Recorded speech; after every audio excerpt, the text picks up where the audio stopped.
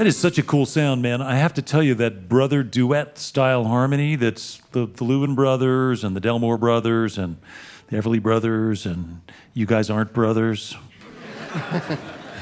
But it's a really good duet sound. This is Dave Wilson of Chatham County Line. Welcome. Sound great? Great to be here.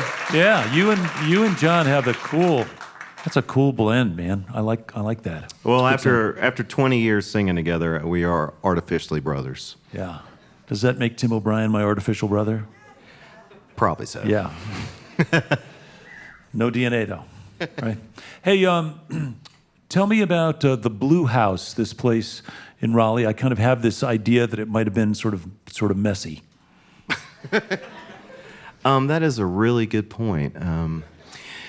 No, it was a lot of really clean guys, and we had a friend that lived in the house. So it's a big house. It's a lot like the poster of the Grateful Dead in the Haight-Ashbury district in front of that, colonial house or whatever the style is, or Victorian. And it was an old Victorian house in downtown Raleigh.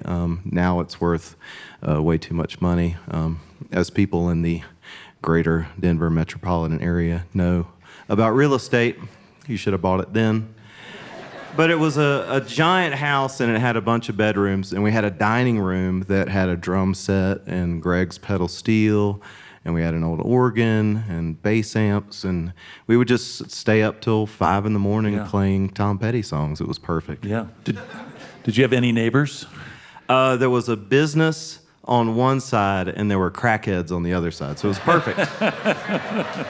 Nobody was going to call the cops on you. Nobody's calling the cops. So you're playing more sort of Americana and classic country and your own original songs, and that's what you're doing. Did the idea for a bluegrass band kind of come up as a lark, or how did that start?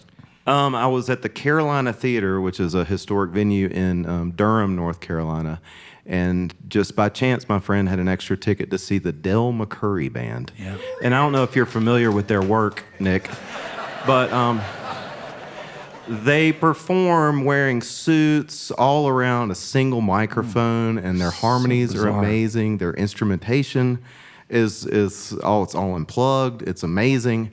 And I went home and immediately threw away all my shorts.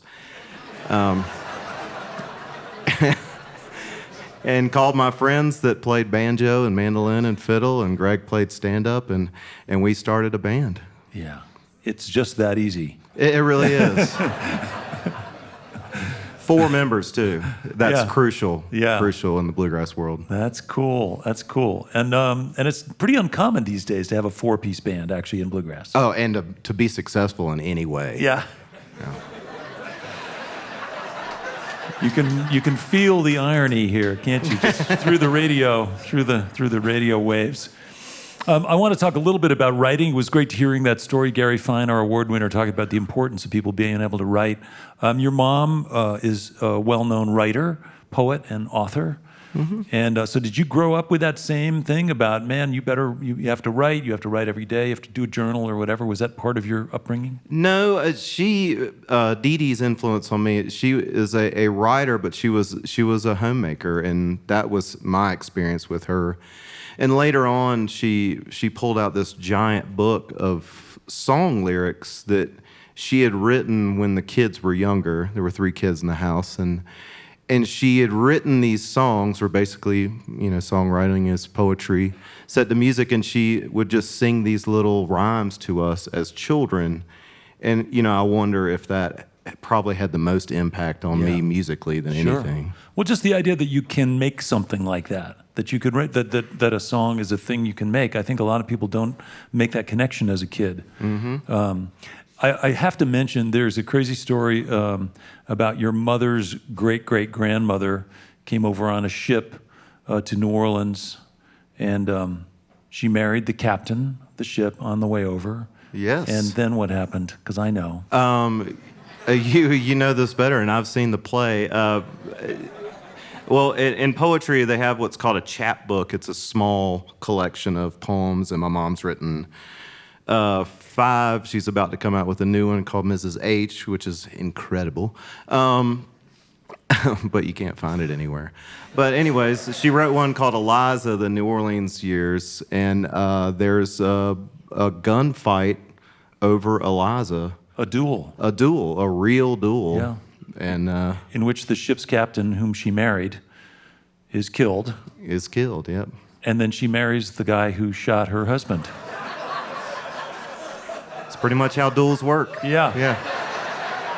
Except for the marriage part. Except for the marriage part. Different times. Different times. Different Okay. times. But it's just good to know you've got some colorful stuff back there. So as a songwriter, you can tap into that, I know. But here we are with your latest is all other people's songs. And were these just songs and songwriters you liked or bands you liked, or was there a more sort of deliberate process to choosing these tunes? How did it work out? Well, for years we play shows and we'll mix in a cover song into the performance, and a lot of times people will come up to the merchandise area after the show and they'll say, "Oh, where can I get a copy of y'all doing that song? That was great, a great version, or it was a terrible version. I want to buy it and burn it." And we never had an answer. It was always like, "Go to YouTube, where it's terrible, and we don't make any money on it." And so we decided, we went in the studio to work on some new material, some new original material, and we just decided with all those microphones set up, y'all have a great studio here, you just set up those microphones and let it flow. And so we just kind of tracked all those songs we'd done at live shows through the years. Mm-hmm. And we did maybe 20, 25 songs and picked the ones that seemed to work best and put them on the album. And I mentioned it's Wilco, Beck, John Lennon, Mick and Keith, Tom Petty. There's a Leo Kottke tune in there. There's the Louvin Brothers tune. There's a James Hunter song. James Hunter's been on eTown before. He's a dynamic performer. Yeah, he's great. Yeah. So, and how did that come into your fold? It was early in the band. I think, back when you had a CD player in your car, someone had given us a CD of James Hunter, or Chandler, our banjo aficionado, had actually bought his album. Remember when people bought albums too back in the day? That's awesome. So there's some wistfulness for the idea of a successful music business that used to exist. It is. But we would just listen to that album on repeat. And so we started to do the song, and we just fell in love with it. Yeah. And does this choice of material put you even more sort of in limbo in terms of what kind of a band you guys are? Are you bluegrass, but contemporary, or does anybody care? It doesn't matter, really. It doesn't matter. It just depends on who you're talking to. Yeah. If you're talking to someone that knows who Bill Monroe is and knows the intricacies of bluegrass music, we are not a bluegrass band. But if you're talking to someone that only experienced a country music is, Taylor Swift or something, we are a bluegrass band.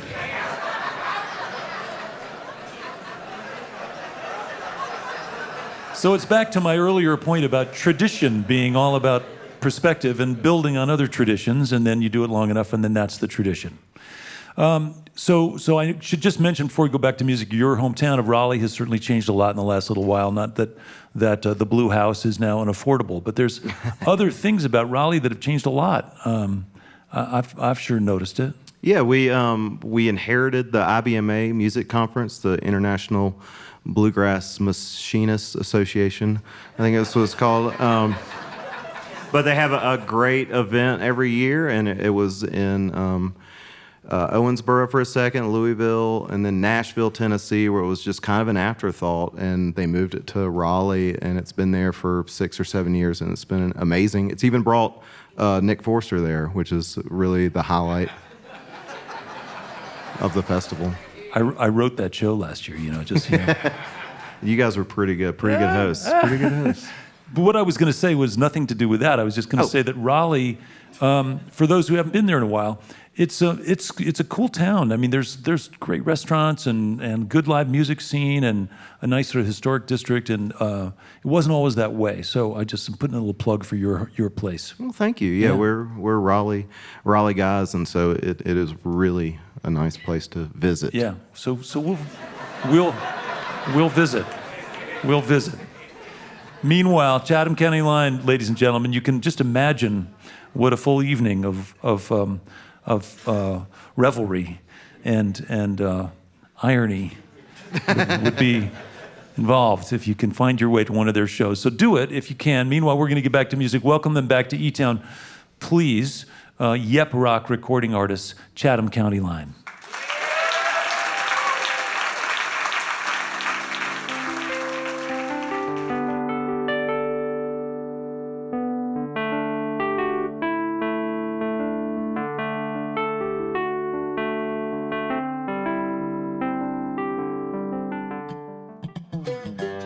Hi, this is Nick Forster from eTown. If you want to stay up to date with all the performances, interviews, and behind-the-scenes footage, click the subscribe button. Thanks.